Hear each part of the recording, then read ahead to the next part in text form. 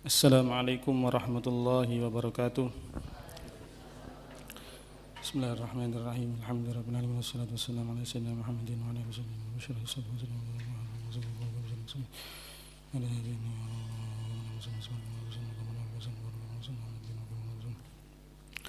Al-Fatihah.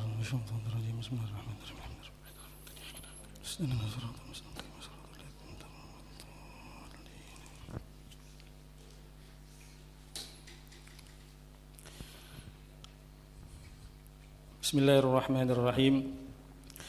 Alhamdulillahirabbil alamin wassalatu wassalamu ala sayyidina Muhammadin wa ala alihi washabbihi ajma'in. Amma ba'd.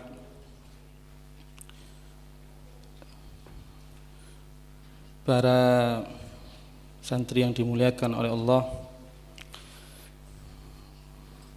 pembahasan kita pagi ini tentang al-khauf, rasa takut kepada Allah Ta'ala, yang mana al-khauf ini menjadi dasar atau pijakan daripada salafun as-soleh, khususnya para sahadah ahli ba'alawi, para habaib, yang mana pijakan torekoh mereka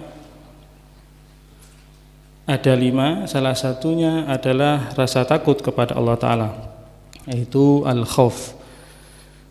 Khususnya di zaman saat ini, di mana banyak fitnah-fitnah, banyak musibah-musibah, banyak cobaan-cobaan, bahkan banyak penyakit-penyakit yang belum pernah ada di zaman-zaman sebelumnya atau di zaman-zaman umat-umat terdahulu. Maka butuh ini sifat khauf, sifat takut kepada Allah Ta'ala. Atau mungkin dengan adanya musibah, dengan adanya penyakit-penyakit yang ada saat ini, ya agar kita kembali kepada Allah Ta'ala, agar kita semakin takut kepada Allah Ta'ala. Maka harus kita ketahui, dengan munculnya musibah-musibah, dengan munculnya balak-balak atau penyakit-penyakit ini, pasti ada penyebabnya. Nah, apa penyebabnya? Mungkin itu tadi, karena seorang hamba tidak takut kepada Allah Ta'ala, karena dia berani melanggar perintah-perintah Allah Ta'ala. Mungkin karena dia jauh dari syariatnya Allah Ta'ala, bahkan dia meremehkan perintah-perintah Allah Ta'ala dan menganggap itu sepele. Padahal Allah Ta'ala berfirman, wa tahsabunahu hayyinan wa huwa 'indallahi 'azim. Kalian anggap hal itu sepele, sedangkan hal itu di sisi Allah adalah perkara yang besar, perkara yang agung. Makanya mari kita melihat kepada umat-umat terdahulu, kepada orang-orang yang hidup di zaman sebelum zamannya Nabi Muhammad SAW, seperti kaumnya Nabi Nuh. Allah Ta'ala menenggelamkan mereka, sampai-sampai dalam ceritanya itu air sejajar, saking tingginya air sejajar dengan gunung yang paling tinggi, sejajar. Lalu Allah tenggelamkan mereka itu semua. Apa penyebabnya? Ya karena mereka jauh dari syariatnya Allah, karena mereka melanggar perintahnya Allah. Kita melihat kaumnya Nabi Lut yang dikisahkan, Allah angkat desa mereka, kota mereka, Allah angkat ke langit, sampai saking tingginya kota tersebut di langit, penduduk langit mendengar suara teriakan anjing-anjing mereka, suara gonggongan anjing-anjing mereka, suara ayam-ayam mereka. Lalu tidak sampai situ, Allah balik kota tersebut dan Allah kembalikan, Allah lemparkan ke bumi. Kita lihat kaum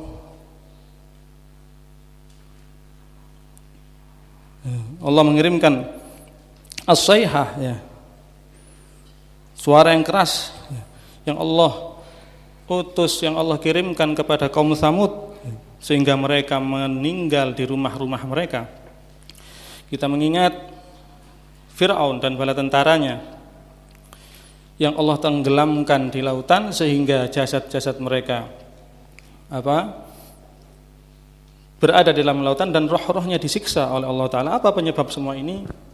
Penyebabnya tidak lain dan tidak bukan karena mereka jauh dari perintah Allah. Nah, mereka berani melanggar perintah Allah dan meremehkan perintah Allah Subhanahu wa taala. Fakullan akhadna bidzambih, maka setiap segala sesuatu itu pasti akan dibalas karena perbuatannya mereka sendiri. Maka sifat khauf di sini harus kita tumbuhkan khususnya di zaman seperti saat ini di mana banyak musibah, banyak bala, banyak penyakit. Bahkan kalau kita melihat di umat sekarang ini memang benar sama umat Nabi Muhammad ini tidak disiksa sebagaimana umat-umat terdahulu. Kita beruntung dijadikan oleh Allah Ta'ala sebagai umat Nabi Muhammad. Kita dikasih keistimewaan oleh Allah Ta'ala, di mana kalau umat Nabi Muhammad ini tidak diazab karena perbuatannya sebagaimana umat-umat terdahulu. Ya, kalau umat-umat terdahulu Allah siksa mereka seperti tadi Allah tenggelamkan kaumnya Nabi Nuh. Umat Muhammad tidak. Apalagi Nabi sallallahu alaihi wasallam pernah meminta kepada Allah Ta'ala di masjid yang ada di Madinah, namanya Masjid Ijabah. Beliau minta 3 permintaan. Salah satu permintaannya adalah agar Allah tidak menenggelamkan kaumnya seperti umatnya Nabi Nuh, dan Allah kabulkan itu. Alhamdulillah, tidak langsung Allah mengazab umat Nabi Muhammad. Bahkan Nabi sendiri pernah mengatakan, kullu ummati mu'afa, umatku ini diampuni, dimaafkan, illal mujahirin, kecuali orang-orang yang sengaja berbuat maksiat atau orang yang terang-terangan berbuat maksiat.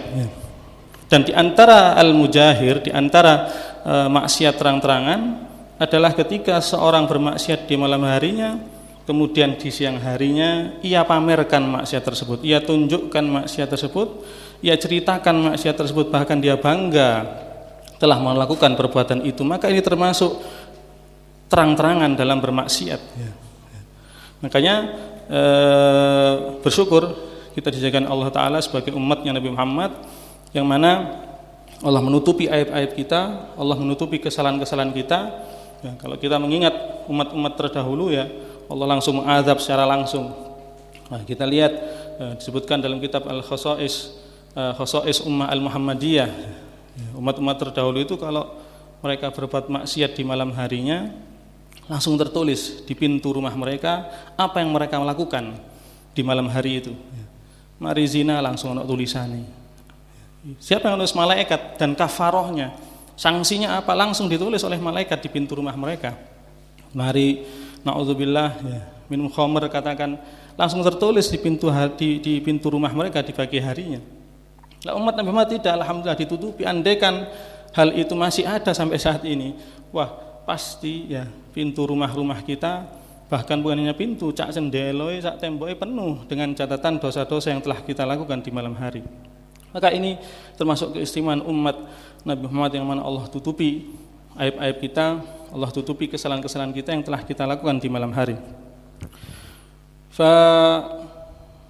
Jamaah yang dimuliakan oleh Allah,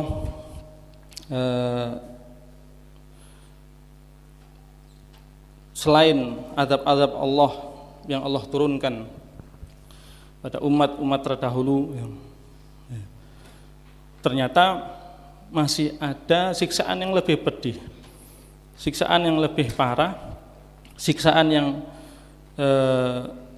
mungkin lebih nemen daripada siksaan yang diberikan Allah Ta'ala kepada umat-umat terdahulu. Apa itu? Siksaan batin.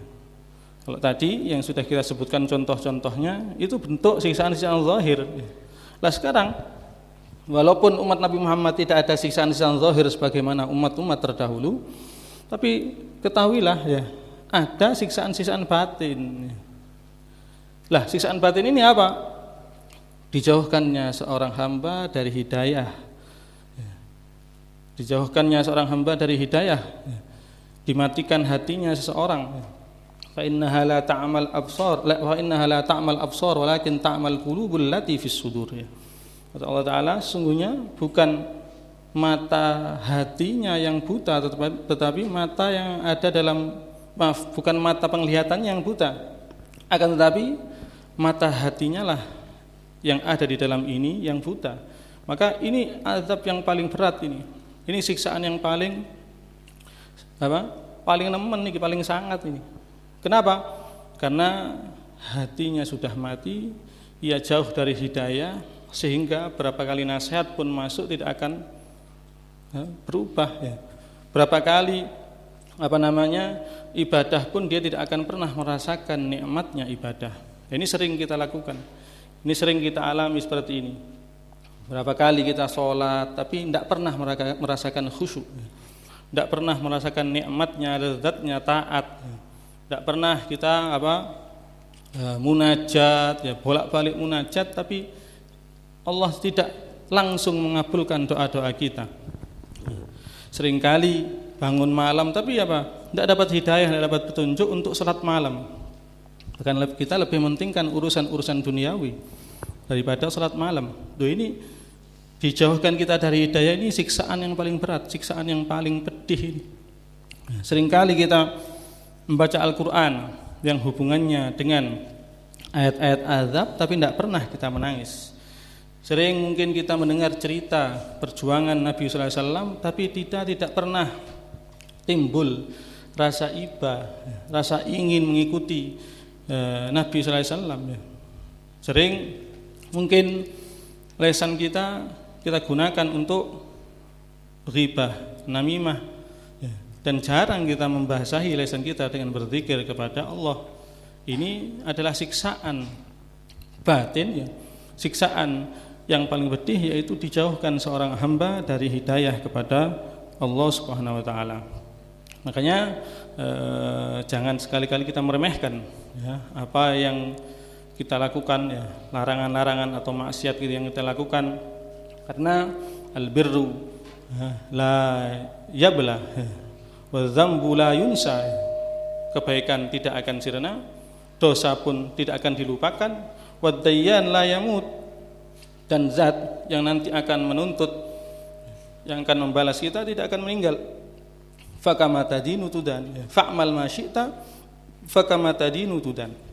Maka lakukan apa yang kalian mau, apa yang kalian inginkan, sebagaimana kalian berbuat nanti akan dibalas oleh Allah Ta'ala sesuai dengan perbuatannya. Jemaah yang dimuliakan oleh Allah Ta'ala, maka perlu kita memiliki sifat al-khauf, rasa takut kepada Allah Ta'ala, di mana keutamaan al-khauf ini sangat besar sekali ya.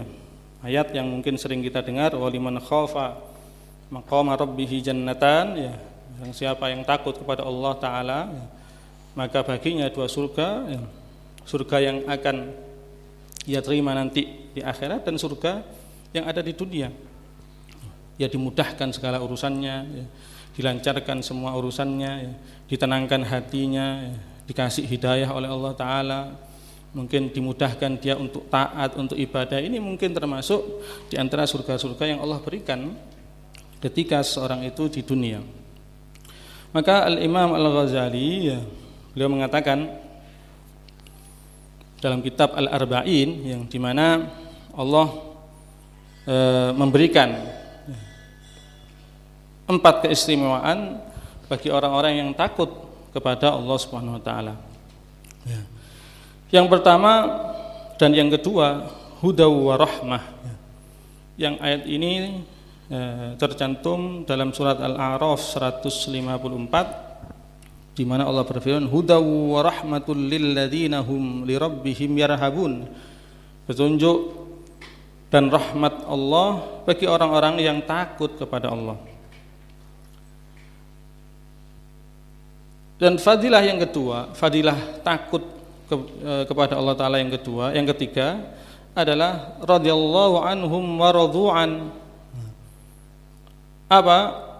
Allah meridhoi mereka dan mereka ridho kepada Allah. Apa maksudnya? Ya, seorang hamba ridho dengan pemberian-pemberian yang diberikan kepadanya, ridho dengan qada dan qadarnya Allah. Lalu apa?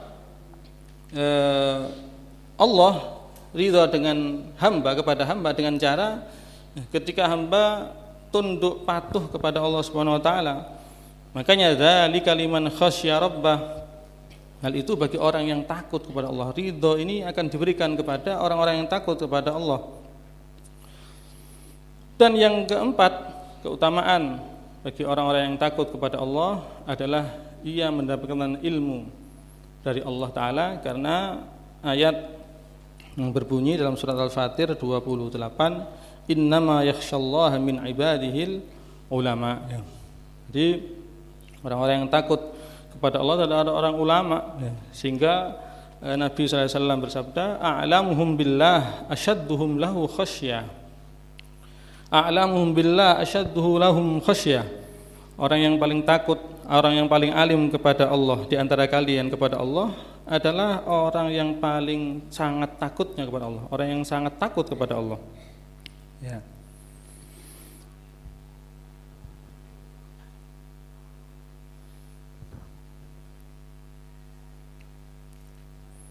Nah, makanya orang alim sebagaimana dikatakan oleh para ulama, mereka adalah orang-orang yang takut kepada Allah. Takut ini pemberian daripada Allah Ta'ala, yang mana kita harus mencarinya, tidak hanya menunggu, karena rahmat, petunjuk, hidayah Allah itu harus kita cari. Kita cari di mana? Di majelis-majelis ilmu, di waktu-waktu malam. Kata Nabi SAW, ala inna fi ayyamikum nafahat. Maka ketahuilah di waktu-waktu kalian ini ada nafahat, pemberian-pemberian Allah.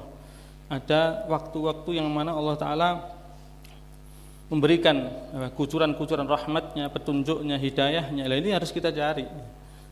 Di mana? Ya, di tempat majelis-majelis ilmu, ya, di doa-doa kita, di ibadah kita, di dalam ketaatan kita kepada Allah. Ya.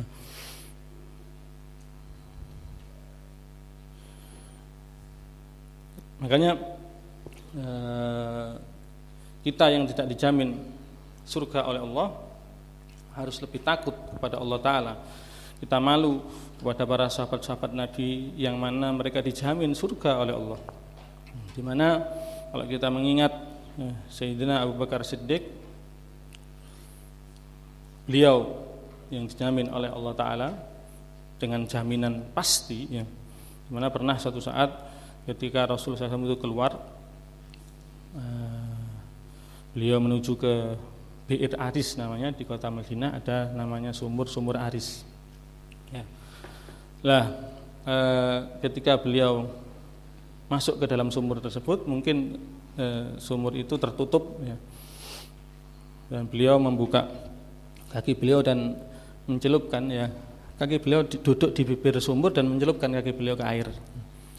Lalu ada satu sahabat yang datang kepada Nabi SAW, mencari Nabi SAW di rumahnya, karena Nabi tidak ada, dicari, tanya-tanya, ternyata beliau tahu kalau Nabi ada di Bir Aris. Bir Aris itu tempatnya kalau tidak salah sekarang di dekat Masjid Kuba. Akhirnya sahabat ini datang ke sana, tujuannya untuk apa? Untuk khidmat, mengabdi kepada Rasulullah. Jadi bahasa khidmat itu bukan hanya sekarang. Bahasa khidmat bukan hanya sekarang, zaman dulu, zaman Nabi juga ada khidmat. Jadi dia ini tujuannya untuk khidmat, untuk menemani Nabi SAW. Akhirnya oleh Nabi disuruh menjaga pintu sumur tersebut, karena sumurnya tertutup. Jadi dia menjaga pintu di sumur itu. Tak lama kemudian datang Sayyidina Abu Bakar Siddiq. Sayyidina Abu Bakar Siddiq datang, lalu apa? Minta izin untuk masuk. Nah, si penjaga pintu kemudian bilang, pada Nabi, datang kepada Nabi SAW, ngomong kepada Nabi, ya Rasulullah, ada Abu Bakar mau masuk. Apakah kau mengizinkannya masuk? Ya, suruh masuk. Dan apa kata Nabi? Wa absyirhu bil jannah. Selain diizini masuk ke dalam, dan apa kata Nabi? Wa absyirhu bil jannah, beri kabar ia dengan surga. Loh, ini kan jaminan dari Nabi SAW, jaminan surga dari Nabi SAW. Akhirnya si penjaga pintu tadi, ya, menyampaikan ke Sayyidina Abu Bakar, ya Abu Bakar, ya, Nabi mengizinkan kau masuk. Dan kata Nabi, ya, engkau dikabari dengan surga, ya. Diberi kabar gembira dengan surga. Maksudnya masuk ini sahabat Abu Bakar Siddiq. Nah, lalu Sayyidina Abu Bakar Siddiq duduk di sebelah kanannya Nabi. Tidak lama kemudian datang Sayyidina Umar bin Khattab. Izin minta masuk, izin untuk ketemu Nabi sallallahu alaihi wasallam. Akhirnya si penjaga pintu sama, menyampaikan kepada Nabi, izin dulu kepada Nabi bahwasanya Sayyidina Umar ingin masuk dan bertemu dengan Nabi. Dan oleh Nabi diizinkan, dan apa kata Nabi? Wa absyirhu bil jannah. Beri kabar ia dengan surga. Artinya sama. Si penjaga pintu datang ke pintu, kemudian menyampaikan, Sayyidina Umar mempersilahkan masuk dan menyampaikan bahwasanya Nabi memberi kabar ia dengan surga. Lalu Sayyidina Umar duduk di sebelah kirinya. Tidak lama Sayyidina Utsman datang. Sayyidina Utsman datang sama, minta izin, dan apa kata Nabi? Wa absyirhu bil jannah. Beri kabar ia dengan surga. Dijamin surga. Ini bisyarah dari Nabi SAW kepada mereka-mereka bahwasanya mereka min ahlil jannah. Langsung masuk, ternyata karena sebelahnya sudah ada Sayyidina Abu Bakar, sebelah kirinya ada Sayyidina Umar, lalu Sayyidina Utsman duduk di depannya. Ini ulama mengisyaratkan bahwasanya nanti yang dimakamkan di sebelah Nabi itu Sayyidina Abu Bakar dan Sayyidina Umar. Sedangkan Sayyidina Utsman dimakamkan bukan bersebelahan dengan Nabi tapi di pemakaman Baqi. Ini isyarat dari Nabi, ya. Sebagian ulama mengatakan demikian. Ada yang mengatakan isyaratnya bahwasanya sesuai dengan urutannya, ya ini urutan khilafah, urutan kepemimpinan setelah Nabi meninggal, diteruskan oleh Abu Bakar, Sayyidina Umar, dan Sayyidina Utsman, dan Sayyidina Ali, dan seterusnya. Walhasil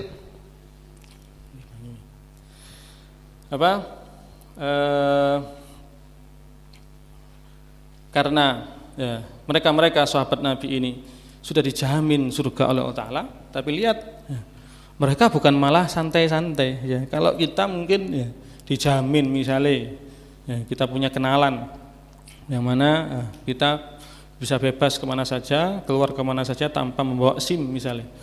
Wis kita jamin engko lek ono apa-apa tunjukno kartu iki. Gak usah STNK, gak usah SIM. Kita loh percaya. Dan kita kadang menyepelekan. Wis gampang, wis gak apa-apa. Gak usah nggo SIM, gak usah nggo STNK, wis ono kartu sakti ini soalnya.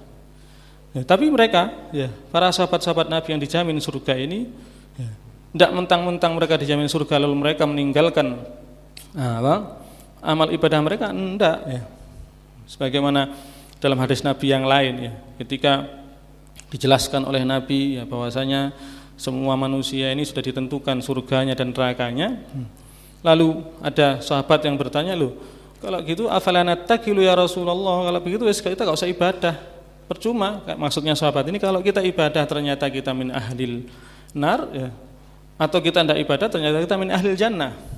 Apa kata Nabi? Kullun muyassarun lima khuliqalah. Semua itu dimudahkan. Untuk apa dia diciptakan? Kalau ia diciptakan termasuk orang-orang min ahlil khair, min ahlil jannah, pasti dia akan melakukan amalan-amalan yang mengantarkan ia ke surga.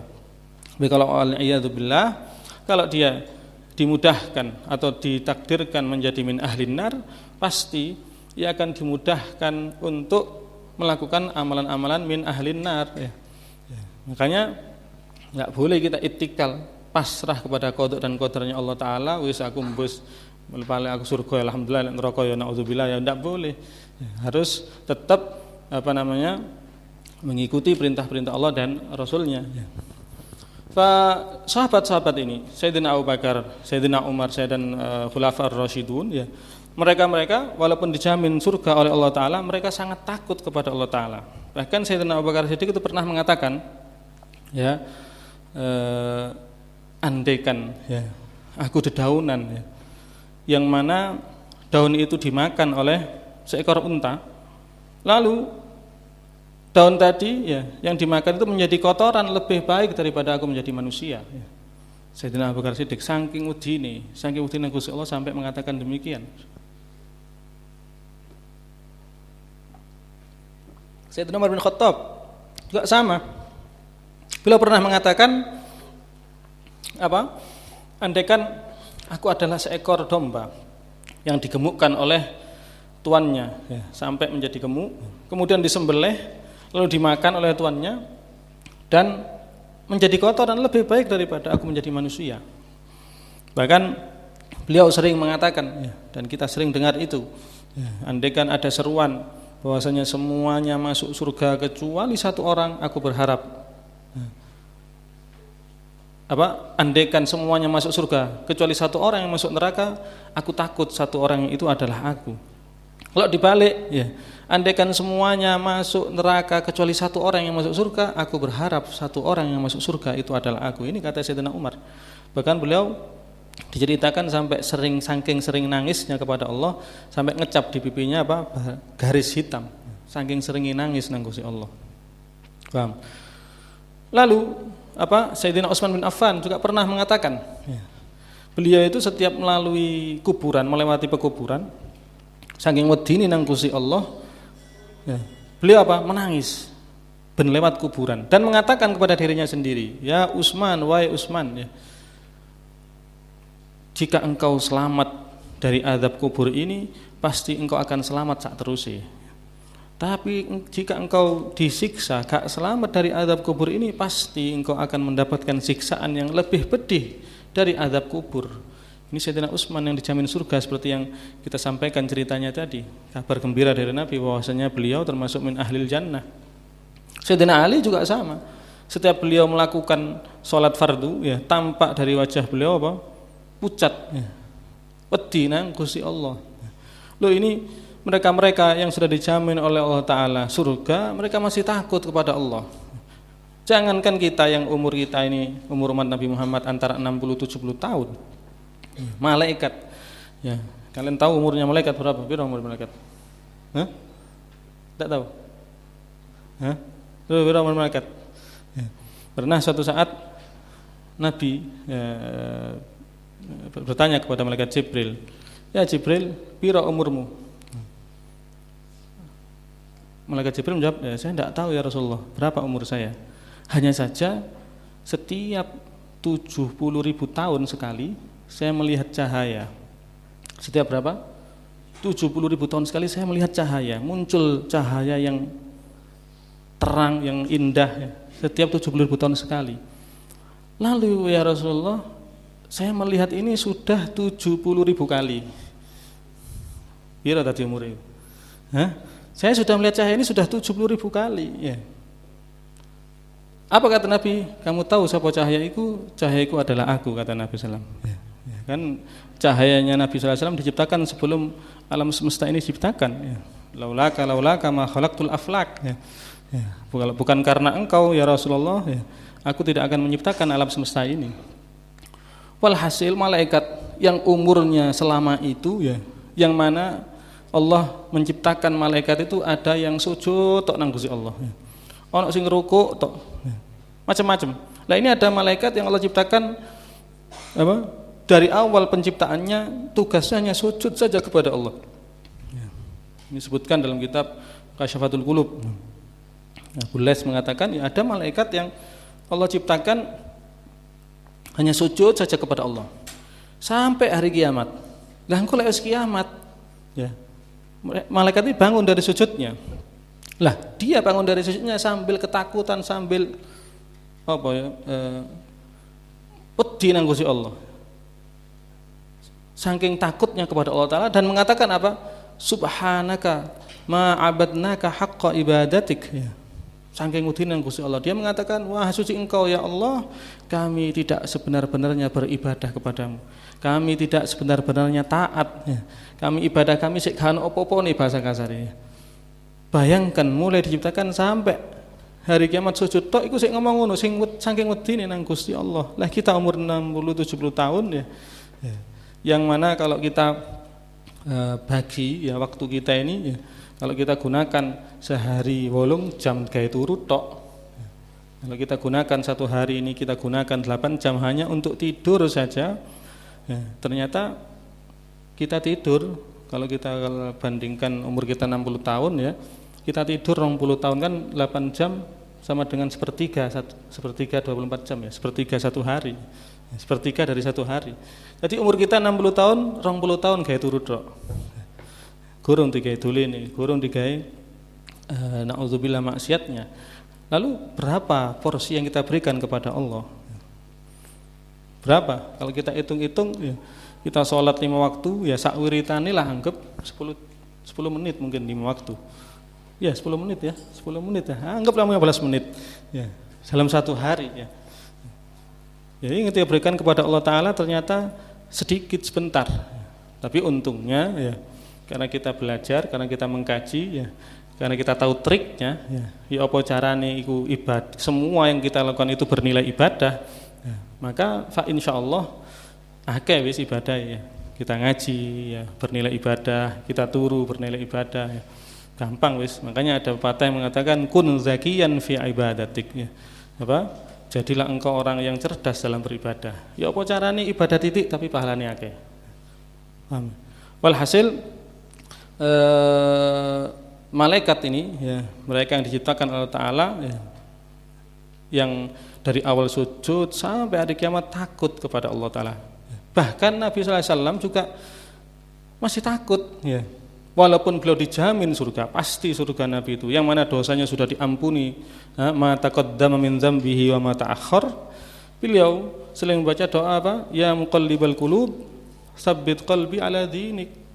Wahai Zat yang bolak-balikkan hati, tetapkan hatiku atas agamamu. Ini sahabat yang mendengar doa Nabi ini, loh, Nabi ki wedi ta. Sehingga sahabat tanya kepada Rasulullah, "Takhafu ya Rasulullah, engkau takut ya Rasulullah?" Ya, takut mungkin meninggal tidak dalam keadaan iman. Apa jawab Nabi? "Wa ma yu'minuni wal qalbu baina usbu'aini min asabir rahman, yuqallibuhu kaifa yasha." Dan apa yang membuatku aman? Ya. Apa yang membuatku tenang, selamat? Sedangkan hati ini dalam genggaman Allah, yang mana Allah berkehendak untuk membolak-balikkan hati. Nah ini rasa takut para sahabat, rasa takut malaikat, rasa takut Nabi Muhammad SAW, yang mana mereka semua dijamin surga oleh Allah Ta'ala. Lebih-lebih ya, kita yang tidak ada jaminan ya, kita yang tidak ada kepastian, yang ibadah kita enggak sebanding dengan ibadahnya mereka-mereka, maka harus lebih takut kepada Allah Subhanahu wa Ta'ala. Dan di antara ya, tanda-tanda seorang mukmin yang takut kepada Allah, sebagaimana dikatakan oleh Abu Lais, maka seorang mukmin ini ya, kalau ia takut kepada Allah akan nampak ya, ketakutannya kepada Allah pada 7 anggota badannya atau pada 7 perkara. Ya. Yang pertama adalah lesannya. Ya. Kalau dia takut kepada Allah, maka pasti ia akan menjaga lisannya, menjaga dari ghibah, menjaga dari namimah, dan ia akan membasahi lisannya dengan mengingat Allah, berzikir kepada Allah. Lah, yang kedua, kalau ia takut kepada Allah, akan tampak rasa takut tersebut pada hatinya, yang mana pasti hatinya akan kosong dari sifat dengki, hasud, sombong, riya dan lain sebagainya, dan dia akan penuhi hatinya hanya kepada Allah. Akan bersihkan hatinya dari sifat-sifat duniawi ya. Makanya dalam bab fikih itu ya, at-tadhhir itu ada 4 ya. Thaharah itu ada 4 bagian ya. Bukan hanya thaharah badan dari najis atau dari hadas besar atau kecil saja, tidak. Yang paling puncaknya thaharah ada 4 tingkatan, paling puncaknya thaharatul qalbi amma siwallah. Membersihkan hati ya dari selain Allah Ta'ala, yang mana hatinya hanya ada Allah. Ini berat ya, mungkin ini para anbiya, para wali-wali Allah ya. Dan ini sore mana ya, taharatul qalbi anil akhlaqil mazmumah ya. Membersihkan hati dari akhlak-akhlak yang tercela ya. Ini mungkin ya, tanda ketakutan seorang mukmin kepada Allah ya, ini ketika hatinya sudah bersih dari sifat-sifat yang tercela. Dan yang ketiga, pandangannya ya. Fala yanzuru ila haram ya. Maka dia tidak akan melihat kepada perkara yang diharamkan oleh Allah. Bahkan ada ancaman dari Nabi sallallahu alaihi wasallam, man mala'a ainahu minal haram ya, mala'a Allahu yaumal qiyamah ainahu minan nar ya. Allah, barang siapa yang memenuhi matanya, pandangannya dari yang haram, maka hari kiamat nanti Allah akan penuhi kedua matanya dari bara api. Dan yang ketiga atau yang keempat, batnuhu ya. Kalau dia takut kepada Allah Ta'ala, pasti dia akan menjaga perutnya. Ia menjaga perutnya dari makanan-makanan yang tidak halal. Suatu saat pernah Mu'adz bin Jabal kalau tidak salah minta doa kepada Nabi SAW, ya Rasulullah, ya doakan aku agar aku termasuk orang yang mustajabud dakwah, orang yang dikabulkan doanya. Apa kata Nabi? Kunci ini gampang. Atib, ya. Atib mat'amak takun mustajabad dakwah. Resepnya kata Nabi, atib mat'amak, perbagus makanmu. Maksudnya ya jangan sampai makanan-makanan haram masuk ke perutmu. Takun mustajabad dakwah, engkau pasti akan menjadi orang yang dikabulkan doanya. Ini penting. Makanya tidak heran ketika ada seorang minta doa kepada Allah, ya, Ash'as Akbar, ya, pakaiannya kusuh, ya, terus kusut, ya, kemudian badannya kotor seakan-akan dia ini min ahlil khair atau min ahlil ibadah, minta kepada Allah, ya, sehingga orang-orang melihat ini, wah masya Allah ini pasti surga, ini pasti dikabulkan doanya ini. Apa kata Nabi? Ya, bagaimana mau dikabul? Fa'anna yustajabulah. Ya, bagaimana akan dikabulkan doanya?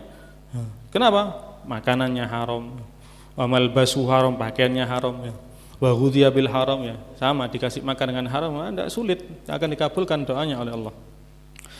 Nah, berikutnya tanda yang akan tampak dari seorang mukmin, tanda ketakutan seorang mukmin yang akan tampak, yang nomor 5 adalah tangannya, yang mana dia akan gunakan tangannya untuk membantu orang lain, untuk menolong orang lain, ya. Dia tidak gunakan tangannya untuk maksiat, ya. Dan yang keenam, kakinya, ya. Dia akan selalu melangkahkan kakinya hanya untuk ke tempat-tempat yang baik, ya, ke tempat-tempat yang diridhoi oleh Allah Subhanahu wa taala. Dan yang terakhir, ketaatannya. Dia gunakan ketaatannya hanya untuk mencari ridha Allah Subhanahu wa taala, hanya untuk karena Allah Subhanahu wa taala. Makanya sifat takut ini, rasa al-khauf ini harus dimiliki oleh setiap mukmin, karena dengan rasa takut ia akan mencegah dirinya dari perbuatan maksiat, dari melanggar perintah Allah, dan dengan rasa takut pula ia akan menjadi orang yang bertakwa. Ia akan mudah untuk menjadi orang yang bertakwa, karena definisi takwa menurut Sayyidina Ali bin Abi Thalib, hiya al-khaufu minal jalil, takut kepada Allah Ta'ala yang pertama, wal qana'atu bil qalil, dan qanaah dengan yang sedikit, wal amal bit tanzil, dan mengamalkan apa yang telah diturunkan oleh Allah Subhanahu wa taala, ya, berupa hadis, berupa Al-Qur'an, ya, dan ilmu-ilmunya Allah Ta'ala. Dan yang terakhir, wal isti'adat liyaumir rahil, ya, dan agar bersiap-siap untuk apa? Bertemu dengan Allah Ta'ala, ya, bersiap-siap untuk kemangkatan kita bertemu dengan Allah Subhanahu wa taala. Makanya penting, ya, rasa takut dimiliki oleh setiap hamba, ya, dan kita mudah-mudahan, ya, diberikan rasa takut oleh Allah Ta'ala, ya. Mudah-mudahan kita dijadikan termasuk orang yang bertakwa kepada Allah Ta'ala, ya. Mudah-mudahan kita selalu menangis, ya, karena rasa takut, karena fadilahnya sangat besar, ya. Bagaimana 7 golongan yang tidak akan kepanasan, ya, yang akan dinaungi oleh Allah Ta'ala, ya. Salah satunya adalah rajulun bakat min khasyatillah, ya, air mata yang menangis karena Allah Ta'ala, karena takut kepada Allah Ta'ala. Akan diceritakan Nabi itu sama malaikat Jibril dikasih neraka, api neraka itu, ya, ketika mau menyiksa umat Nabi Muhammad, ya, ini Nabi dikasih satu wadah air oleh malaikat Jibril, ya. Lalu wadah tersebut oleh malaikat Jibril diperintahkan untuk disiramkan kepada api ini. Tanya, loh, apa ini wahai Jibril, ya, air apa ini? Apa jawab malaikat Jibril? Ini adalah air tangisan, ya, air tangisan hamba-hambamu yang bermaksiat kepada Allah. Akhirnya dicipratno lagi, air yang diberikan oleh diciptakan, dan ternyata air tersebut bisa memadamkan api neraka, bisa memadamkan bara apinya Allah, ya. Nah, lalu Nabi SAW meminta, ya, berdoa kepada Allah Ta'ala, Allahumma rzuqni ainaini tabkian, ya Allah berikan aku rizki ainaini tabkian, dua mata yang menangis, ya, karena Allah, karena takut kepada Allah, qabla an yakuna ad-dam'u, ya, qabla an yakuna ad-dam'a, sebelum air itu menetes karena disiksa, ya. Sebelum disiksa, berikan aku rezeki agar mudah menangis karena takut kepada Allah. Ini fadilahnya sangat besar.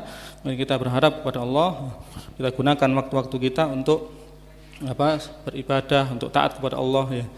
Kita gunakan waktu-waktu kita untuk selalu mendekatkan diri kepada Allah, ya.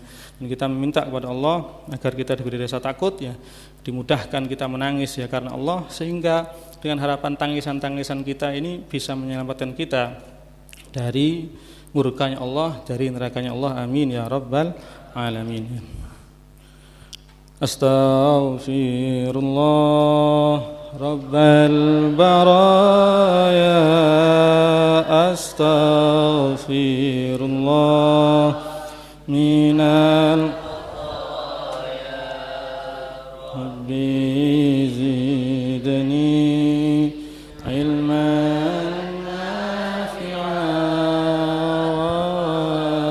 wafiqni amalan maqbula, astaghfirullah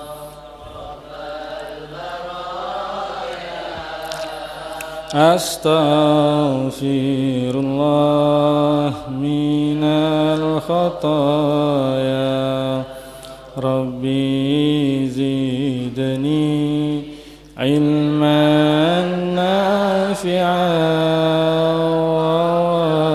wafiqni amalan maqbula, astaghfirullah rabbal baraya, astaghfirullah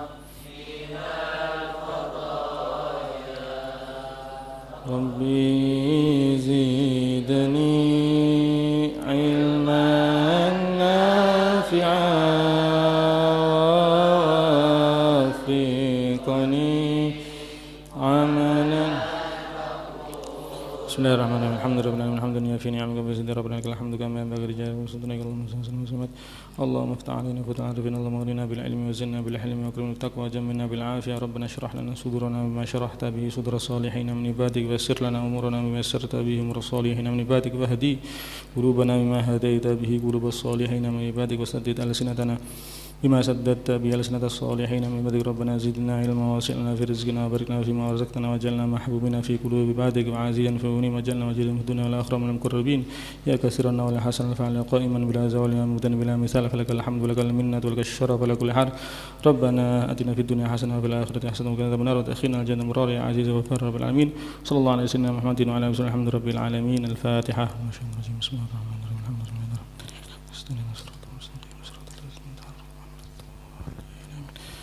Assalamualaikum warahmatullahi wabarakatuh.